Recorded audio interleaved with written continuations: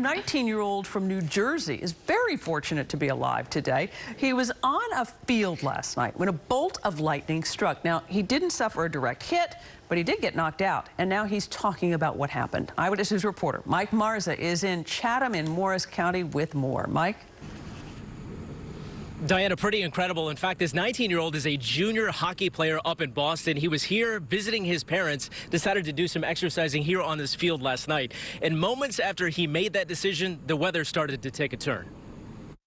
He noticed the clouds build. I didn't think anything of it. I thought if it starts thunder and lightning, I'll get going. By the time the storm started, I noticed that there were about 10 other people out there still running, doing whatever they were doing, playing soccer.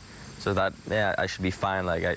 I'll stay. That was the last thing he remembered. Right when I woke up, my body, it felt like something kind of major just happened. Just after 8:30 Thursday night, lightning hit this Chatham Middle School soccer goal and indirectly hit 19-year-old BRENDEN DARBY. I had no pain.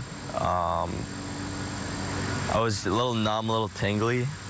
I don't know if that's just from all the adrenaline, if that's from the fact that there was all that electricity running through my body. Back in his neighborhood, his parents noticed the storm too. My wife actually said, hey, we need to get a hold of him. There's this thunderstorm coming through.